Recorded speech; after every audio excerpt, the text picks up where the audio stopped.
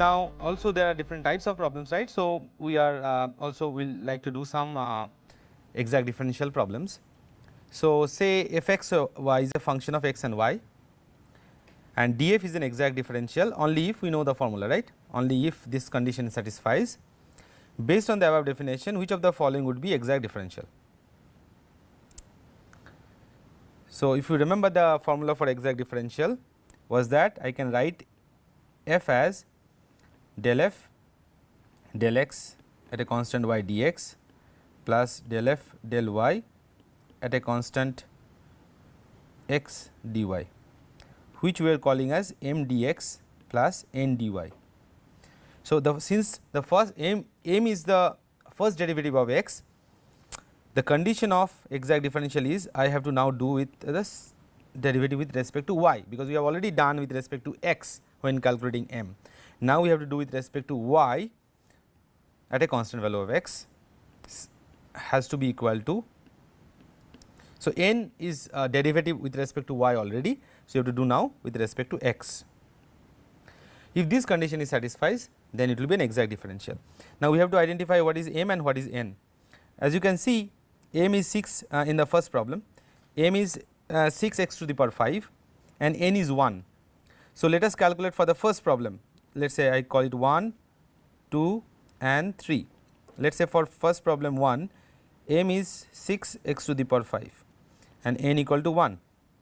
So del m by del y as at a function of x is 0, correct. There is no y dependence, and del n by del x at a constant y is also 0, because we are just doing further this thing. So first one is an exact differential. Okay. Now I have to erase it. Now let us do the second one. For the second one, m is cos x and n is minus sin y, okay, that you do not forget, because we are always talking about pluses now. So it is minus sin y. So as I said, m is already a derivative with respect to x, that is why it is. And how do you know that whether it is derivative with respect to x or not? Because you can see there is a dx here, which means this must be already a derivative of x. Now we have to do with respect to y. So del m by del y at a constant value of x is equal to 0, del n by del x at a constant y is also 0. So did you understand this particular part, that why I am identifying cos x as already a derivative with respect to x? Because I have to do df by dx at a constant y then dx. So because there is a dx here, which means this is already a derivative with respect to x. Now I have to take a derivative with respect to y. M and n does not matter. What matters is that what was the first derivative. So you see that this is also an exact differential. Now comes the third one. Hopefully it will be not, because otherwise we will not learn what is this thing. So again, x is already a derivative with respect to x. So now I have to do it with respect to y, which is of course going to be 0, and then right hand side I have to do with respect to x, and which is going to be 0 also. Okay, let us change that now. Let us change that. Let us do a different one. Okay. Let us give you another df, which is I am just changing, instead of x dx and sin y dy, I am taking the 3 and reversing it, sin y dx plus x dy. I have just reversed it. Okay. So now I have to do with respect to, in order to calculate that, since already I have a dx here, which means first derivative was already with respect to x, which is sin y. Now I have to do with respect to y. So d del y of sin y at a constant value of x is equal to cos y, right, and del x of x at a constant value of y equal to 1, and now they are not equal, right. Cos y is not equal to 1, and therefore this df is not an exact differential. So this is an inexact differential.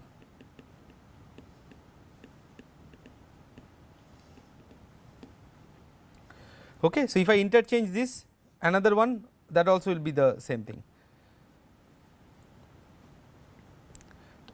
So, for example, if I take the second one and interchanges df equal to minus sin y dx plus cos x dy. So, I have to take a derivative with respect to y for the minus sin y. So, del y of minus sin y is minus cos y and del at a constant x, and del x of cos x at a constant y is minus sin x, and they are not equal. So, therefore, they are also, this is also not an exact differential, it is an inexact differential. Okay. Okay, good. So, now comes another problem. Obtain a relation between del h by del u at a constant p and del u by del v at a constant p. We have to see that both are kind of at a constant pressure, right, and we also know the relation between h and u. So, h is u plus p v, right. So, dh will be what? du plus p dv plus v dp. Every term will be there, because we did not put any condition yet, as of yet.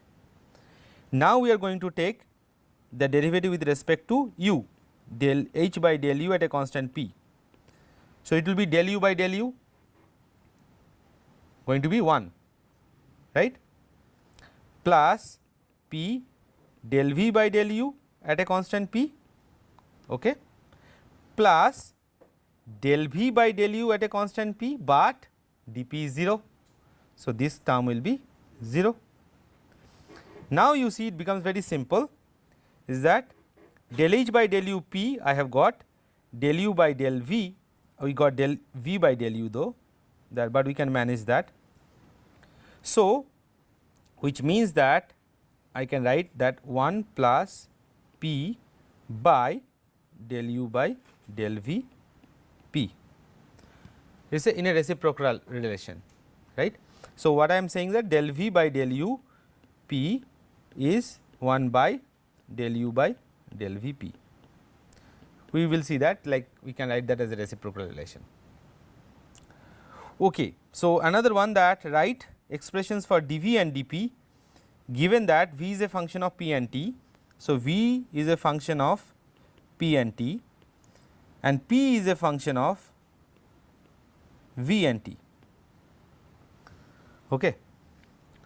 So, dv and dp given that, so that is very simple, right, because v is a function of p and t means we can write dv as del v by del p t dp plus del v by del t p dt, and similarly we can write p also the same way, dp equal to del p by del v t dv del p by del t v dt. We can write these two. Now, deduce the expression for dl and v. Now, so problem A is done. This is how to express dv and dp, basically how to write the total differential. Now, problem B is deduce expression for dl and v. So, dl and v is what? What is dl and v? 1 by v dv, that is the dl and v, right, and we already know dv. So, you can just write dl and v just by dividing dv by 1 by v. So, it will be this term divided by 1 by v and dl and p in terms of the coefficient of thermal expansion.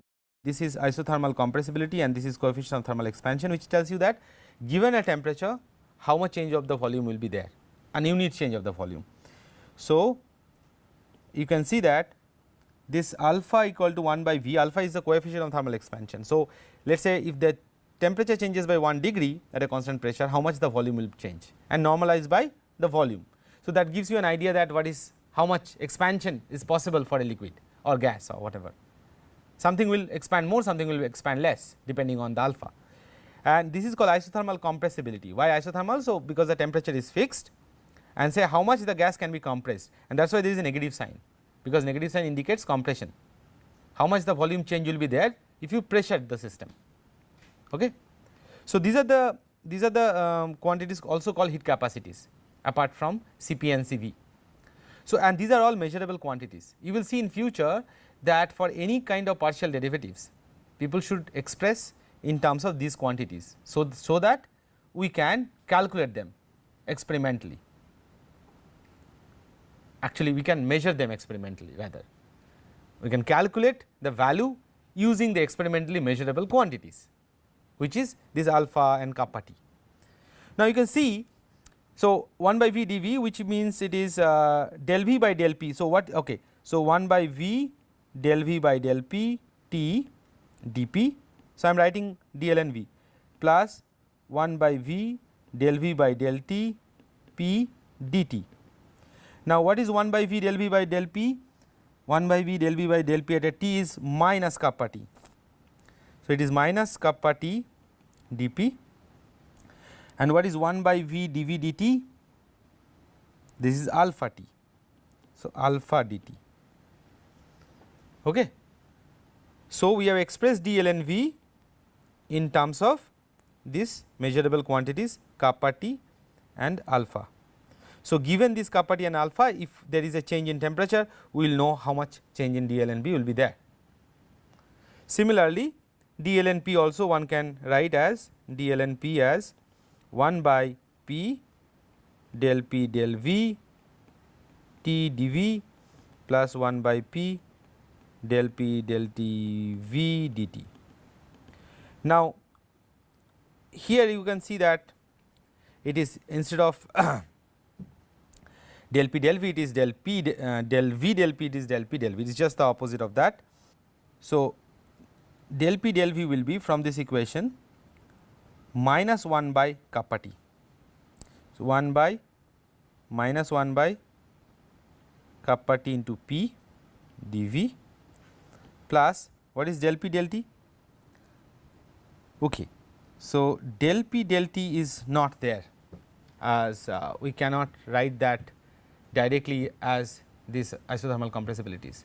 So you have to wait for this quantity to be expressed in terms of compressibilities. When we will discuss about how to change these partial derivatives into different forms, that time we will discuss about what will be the measurable corresponding values of this one. Okay. But all of them will be possible to be converted in terms of these measurable quantities such as specific heats Cp Cv, alpha and kappa T's, and there are some adiabatic compressibility which is called kappa A's. So the point is that whatever partial derivative will give, it should be we should be able to get the value of those by or express them in terms of measurable quantities. Okay.